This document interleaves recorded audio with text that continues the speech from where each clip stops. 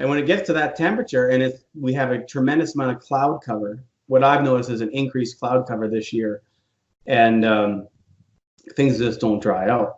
So what we're doing right now is we're talking to a lot of producers across those two provinces, Alberta and Saskatchewan, and the moistures are through the roof. Typically, normally, guys wouldn't even consider harvesting them, but now we're running out of time.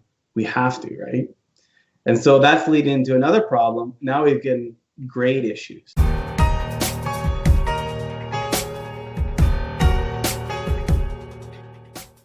Good afternoon, everyone. Today I have with me Greg Peterson from Insight Ag Marketing. We wanted to talk a little bit about crops today, grains, this sort of futures markets, and what's happening truly on the ground with what's coming out of the fields, because we've seen this new article coming out called The Frost Apocalypse.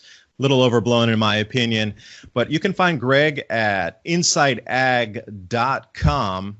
And also, when we are talking today, it's about farm business solutions, market insights, and then along with this, more risk management, risk assessment, and then the grains itself. And, you know, Greg, you were talking about being involved with the grains here and trading on that side. Again, what the supply is and what you're seeing out in the fields in terms of quality and protein content this year. So I appreciate you coming on, because we had a great talk. You know, before we decided to do an interview here, we talked, and you know, the conversation was effortless, and there was so much information that was flowing between us that I thought for sure that anybody out there that follows my channel at Adapt 2030 would appreciate this, just so we can get a better heads up on, you know, where this is all spilling out into in terms of real yields, because what we've seen with China, minus 37% now on the official records. Before, just even 2 weeks ago, that negative 35% for this year's losses on the grains in China was always, it's been 35 since the summer and the armyworm marched forward, but now they've even stepped that up to 37% total loss of grains in China. So they've increased a couple percent, and you just see around the world, there's a lot of strangeness happening. The record snows early in the West Coast, it's snowing down in Chile, they still got snow, extended seasons in Australia, the mega drought still rolling down there, expected from Kevin Long's forecasts out there for another 4 or 5 years of mega drought in Australia. South Africa's offline because of politics, lower yields across the planet, and then it's getting colder too with the volcanic aerosols, and a lot of things are just mixed up. And regardless of cause, there is an effect called your food price, and where's the food going to come from as we move forward. So Greg, appreciate you having me on here. Yeah, thanks, David. It's actually really great to be on this channel here. I've been following you for at least a couple of years now. Got a few people converted there to think about this Adapt 2030 business. So it's really interesting what we're seeing right now. For my business, I'm on the ground talking to farmers, not in an agronomic way, but in a way relating to marketing. So I'll deal with guys across Alberta, Saskatchewan mostly, and just talking to them, trying to purchase their grain and send it into Lethbridge, into the feedlot alley there where we feed it to cattle. And that's one part of my business. And then another part is what I do is I help guys market their grain from start to finish. You have one shot to market this grain. How do you go about doing this? So I'm a little different that way. I'm not watching the screen per se from what the USDA is pumping out all the time, or watching the futures and options markets all the time. I do pay attention to that, but I'm actually on the ground watching the local market, which changes things drastically. And we're starting to see that this year. We've had some very, very strange weather. We haven't seen the heat units, right? Or the growing degree days, right? And what that really means is the amount of energy it takes to produce a unit of sugar, basically, right? When your plant is photosynthesizing, right? And so the plant just can't produce that. So what we end up doing is we end up extending this growing season, right? And in Canada, we already have a really, really short growing season. So we don't have that luxury like some other places do of an extra 2 weeks on the back end or an extra 2 weeks in the front end, right? And so last year we saw a snow event in September. It shut everything down for 2-3 weeks. This year, it wasn't a major snow event. We did have snow in Lethbridge, southern Alberta, Saskatchewan, and that shut down everybody. But fortunately, a lot of those guys were done harvest in that area. Up here, where I'm near Red Deer, Alberta, which is just north of Calgary, about an hour, right in between Calgary and Edmonton. So that gives a reference point for people. We're only about a third, maybe halfway done harvest. And it's behind. There's a lot of stress. And when it gets to that temperature, and we have a tremendous amount of cloud cover, what I've noticed is an increased cloud cover this year. And things just don't dry out. So what we're doing right now is we're talking to a lot of producers across those two provinces, Alberta and Saskatchewan, and the moistures are through the roof. Typically, normally, guys wouldn't even consider harvesting them, but now we're running out of time. We have to, right? And so that's leading into another problem. Now we've getting grade issues, right? Which I know we talk a lot about on this channel, particularly, well, a lot of channels here that are following this grand solar minimum, is our production dropping. What I'm seeing first right now is the production really hasn't dropped a lot, but what we're seeing is the first sign of diseases and lower quality crops, right? And we're starting to see that when the big elevators, the big companies are purchasing it, there's this spread starting to happen already of high quality human consumption grain, right? Wheat, barley, canola, peas, pulse crops. That's the difference or the divergence between a human edible crop versus a feed crop is getting way, way bigger than we've seen in a lot of years. And we've had wrecks before. But this year, it seems like the big companies like the Cargills of the world, they're on the ball to this, right? And they were very sharp at increasing their prices very quickly on high quality human grade type products, right? And we saw that probably with last week, maybe 2 weeks ago, where these divergence would take off. It's been very interesting, right? And so that's a very unique thing. So. Yeah, because when you said you didn't follow the USDA, and I did up until this year, and I lost all faith in them the way they said that we were going to increase 2% corn production this year with the largest floods ever in American history, the least amount of planting since 1938.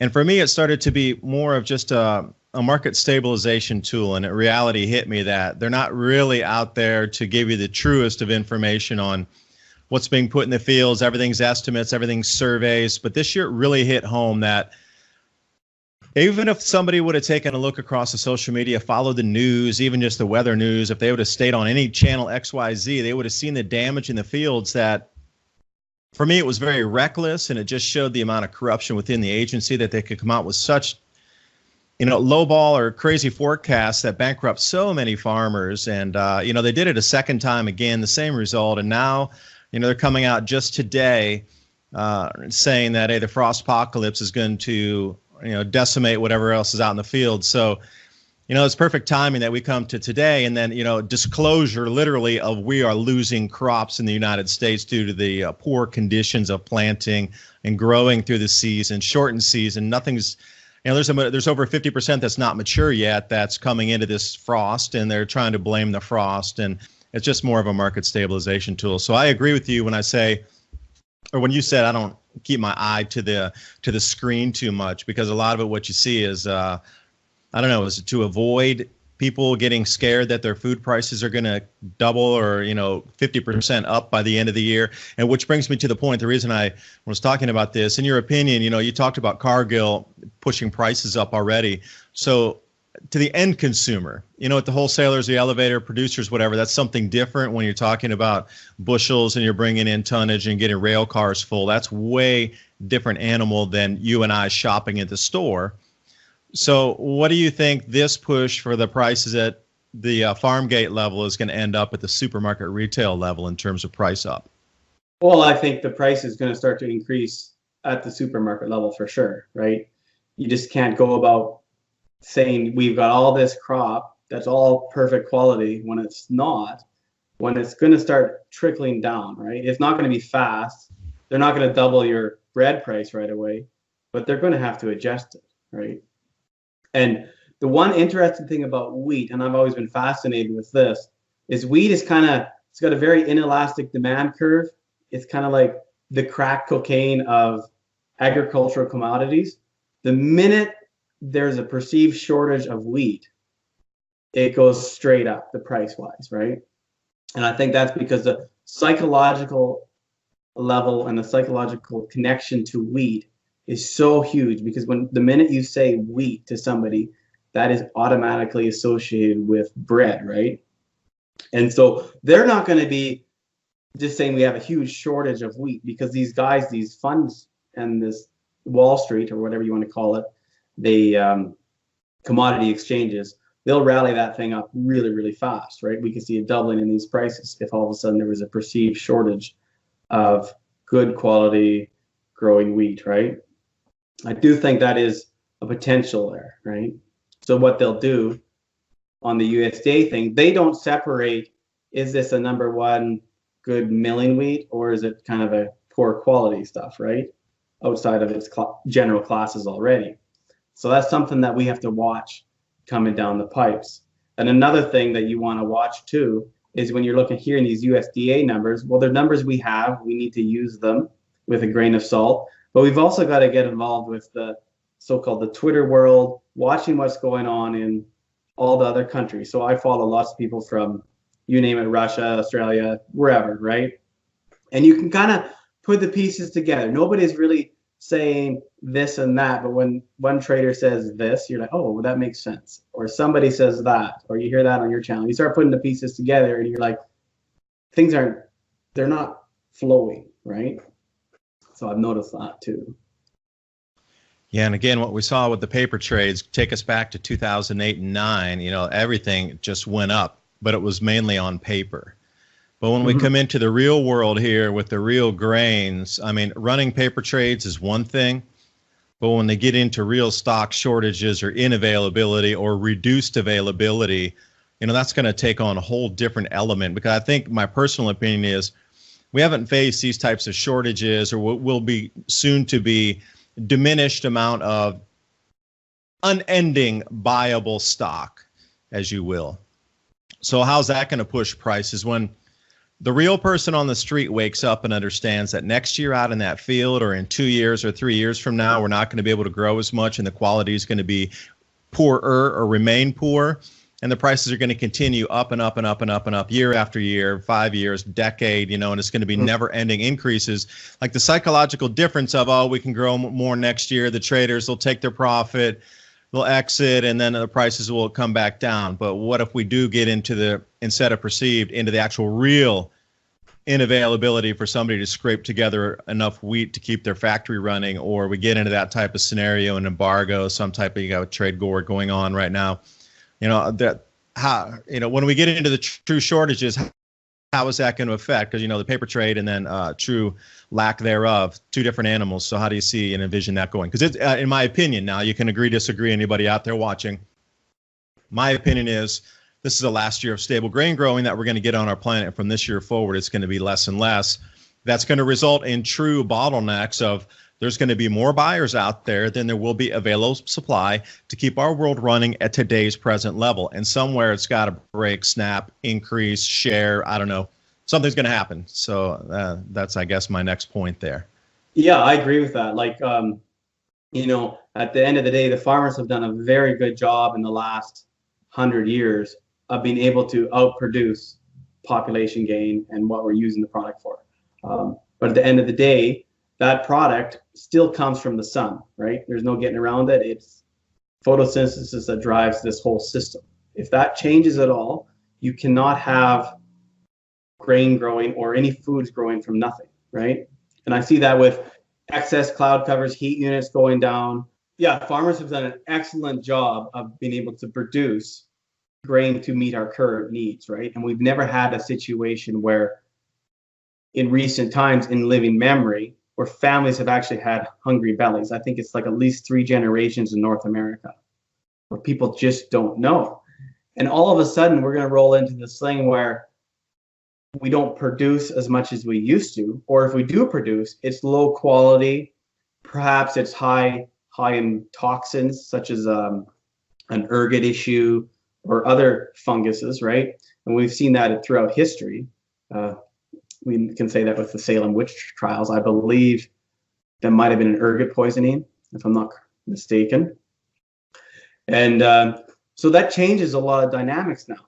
So what is the average person going to say when last year the price of grain or of bread was this? Then all of a sudden they start seeing in the news more and more and more about a crop failure here and a crop failure there in the Western Hemisphere. And the Western Hemisphere is a big, big growing area, right? And I'm not quite so as well versed as you are as where these things are going to come offline first, right? So it'll be interesting to watch. Where you are, anything 45 north in North America and above. So again, you know, if one thing diminishes in terms of availability of grow condition, you know, can we either substitute a crop, or how far south would that grow zone or that hardiness zone need to shift to be able to still maintain production? And how difficult in reality is it to get land online? So we understand that there's a field, but if you're going to take that field from a field and turn it into a wheat field because it is offline 300 or 400 miles more north, I don't think it's going to be as easy as people think it is to just say, hey, run the tractor and plant a new seed. I honestly don't know. You know, that's a cartoon right there, maybe. Yeah, and that's a great point about our logistics system that we have. It is designed for our current system, right? We just can't pick up and move to another part of the world and double our production somewhere else. We're not going to go, and some of the land isn't even suitable for growing crops, right? And a lot of people don't realize that, like even in North Canada here, for example, there's places that were settled that should never have been settled. They just don't produce, right? And if they're not producing already, especially in North America, there's got to be a reason why. It's probably because they're not productive already. There's other parts of the world where you have some political issues involved. So how do you get that sorted out? Especially when you have other countries starting to get at each other's necks for certain things, right? So you just don't go out there and say, like you said, I'm going to go grab this person's field and start producing grain on it. It doesn't work, right? It's a whole host of problems. Yeah, and geopolitically as well, if food does become that expensive or it's a little bit more difficult to get into the silo, you know, geopolitically, if they're already fighting for energy resources, rare earth minerals, you know, fishing rights or whatever it is, oil and gas drilling rights, that's nothing. We need none of that. If you don't eat, you don't need any of those other things behind you because you don't eat. You got to eat first. Food first and foremost. Yeah. So, you know, the precedent of getting a food supply for your citizens will usurp any type of, you know, dealings to try to get energy, because the energy would be a moot point without the food first. Yeah, it's that's kind of the history of our world, right? Is scarce resources. How do you put them into production, right? And food is one of them. So another thing we're seeing too is, we didn't really talk about this, as the grade starts to go down and as we don't get these nice hot summers like we've seen, or growing seasons throughout the world. North America, I guess Europe, and European Union is a huge producer of wheat, right? So is Russia. I sent you those charts too, right? Where it shows you the total production. And if those go offline, that's probably about maybe a quarter of our production right there, right? And that's a big question of then what? Yeah, because I'm pulling up the charts that you did send me here, and one of the startling was as we take a look at the top 12 global wheat producers, the only one that's giving us excess production is, drum roll please, which country do you think it is? You know, with the ending wheat stocks, what's that telling us? Because what we're looking at here, let me see if I can and put this on. I'll bring it up so we can see it anyway. But take a look at how far China is above the rest of everybody else way down south there. I'm going to put this chart up in the talk here so we can see it a little bit larger. But what is it with China? Why are they importing so much? How are they able to keep such large wheat ending stocks when everybody else is at minimal levels? Do they have like an underground tunnel where they're bringing it in? I know they had that exclusive with Kazakhstan right next door. You get this. Now, Kazakhstan borders right there in Xinjiang. If you go far out west in China, you come to Xinjiang, where they're having a lot of problems anyway. Silk Road, ran right through there, continued over into Kazakhstan. But I was reading that they had an exclusive with Kazakhstan for the next 5 years of wheat production paid in advance, full. Every grain of wheat coming out of Kazakhstan is bound for China, inbound, except for what they're going to use within their own country. Yeah. But, interestingly, parts of Xinjiang are becoming much, much wetter too. Off the mountains that are there, it seems that when you read the tales of the old Silk Road traders, people always talk about walking through forest, fruit orchards, rivers were running, there were monasteries, trading posts, all these types of things, gardens, fields, and everything. Totally dry, barren desert now. But it seems that the rain patterns returning there, where they're starting to get a lot more tree growth, natural grasses, some streams are running again. And we've seen the same thing in Afghanistan. Some of those rivers, I've done more than a handful of videos on rivers and stream beds inside Afghanistan that are running after 2,500 years again due to the excessive rainfall. And we saw these massive floods in Iran. Never talked about even in the Silk Road days of these types of rains and floods that are in Iran right now. So if you're going back 2,500 years in record and they haven't ever experienced anything to that magnitude of flooding in Iran, I understand if topography's changed, there's been some dams built, etc. But I can't believe that it would be that far over the top where they can't find anything going back 2,500 years to the Arab traders connecting to the Silk Road where they've never had that big of floods before. So something's definitely changed in terms of rainfall. And, that Xinjiang basin out there getting a little bit wetter, as well as Qinghai and that downslope off the Himalaya down into the Tarim Basin there. I lived in China. I like to travel there in my free time when I was working. So I've been out to a lot of places so I can whip off the names. One thing I want to say about that ending stocks with China, that's not just because they have a whole bunch of extra. That's a political play, right? That's the only thing I can see it. Why would they be almost a full year production in their ending stocks and everybody else keeps it around, I think, like 17% or nothing extravagant, right? Why would they do that? That's the question, right?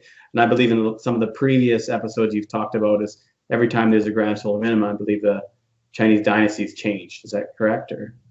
Correct. Yeah. Well, they lose the mandate from heaven because they can't feed their people.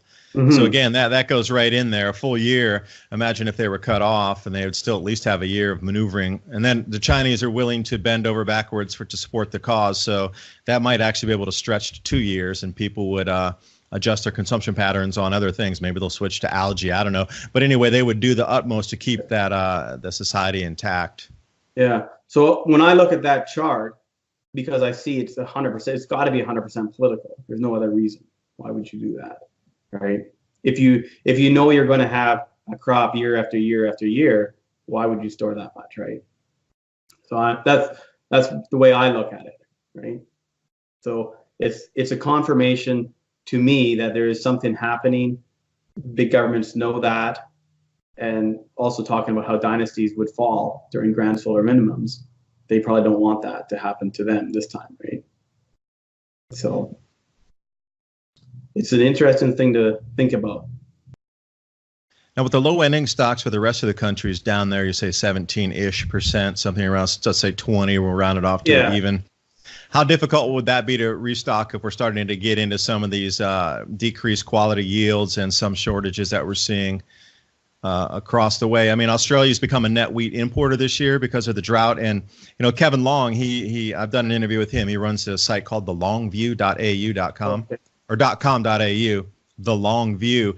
And what he's done is in the Murray Basin down there, he has taken a look back in history and found the drought cycle mixed with a monsoon cycle based on the solar cycle, and also he does some lunar nodal type of thing in there mixed in. Is we got a formula of all those heavens and earth, and he come out, and then the new drought cycle that he's predicting is going to run through a mega drought. And when I say mega, you have not seen anything yet. It is still very wet comparatively to the way he thinks it's going into.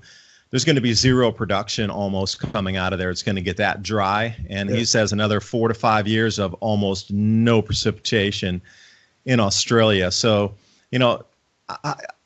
Australia used to be a major exporter to other places, Indonesia, China, other nations that, would they export 11 million tons, something like that. Yeah. That's a lot. So somebody else is going to be searching for that. So if Australia decided that they have to now import and then their previous buyers can't get the supply that used to come out of Australia, where do we get with this shell game and shifting everywhere? If these supplies are not going to be there and the quality is not going to be there, I mean, really, how much longer can the shell game continue before the general populace of the planet wakes up and says, uh-oh, we do have some sort of food difficulties here? Yeah, that actually almost happened last year, where it almost made sense to ship grain from Canada to Australia. Almost made sense, right? So it's it's coming down the pipes where things are starting to shift. And the answer to your question about how do you rebuild these ending stocks, that's a political issue, because farmers, they need to sell their crop to make money, right? So they need to be incentivized to store it, right? And right now, in most of these countries, Canada, I don't think they're incentivized to store it for a long term, right? So, and with the way the farms are right now, we've based ourselves around this massive industrial scale of farming, which has brought on a tremendous amount of debt. So now these farmers are forced to sell to pay off their debts. So that has to change. There has to be some kind of political incentive to increase the ending stocks. I believe there it has to be, right? Or some major issue that prevents us from selling, right? Other than that, we have to sell.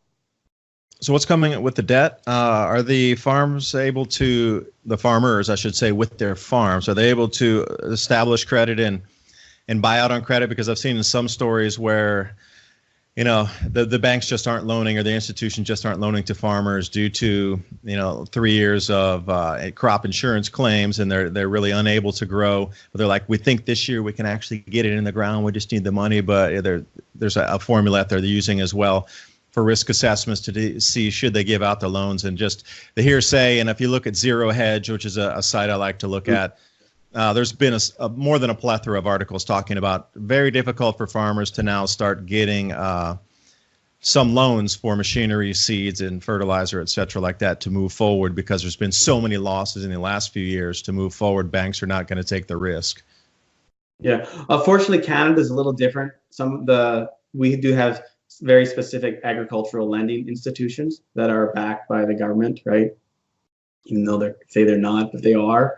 So they are very supportive for the farmers, right now, right? But we haven't hit a real bad year yet either. Like this year, the crop's late, the quality is going to be down, but the volume wasn't terrible either.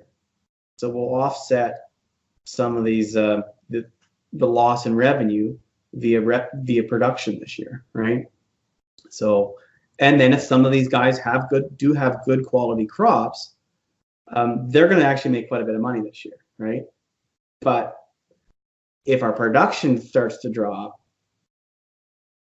and the quality's down, no one's paying for quality. It's below the cost of production, right? And then if you throw in disease issues, like if you throw ergot in there, well, now you have to clean it, right? That's an extra expense, and it's not real cheap to do that, especially when there's piles of ergot kicking around. We are actually seeing that this year. I've actually never seen so much in my career of this guy saying it's this high ergot, right? And that's not nice stuff. I believe it's very similar to the LSD chemical. Similar anyways. I don't think you should try it. But there is a history with it, a very long history in the history of mankind. So, and other diseases that we're going to start running into too. We're starting to see that with the canola this year. Farmers I'm talking to from all over are saying, wow, this disease, there's one called sclerotinia. We haven't seen that for a lot of years, and I have never seen it so bad. But the sheer green volume is there because we had a very wet year.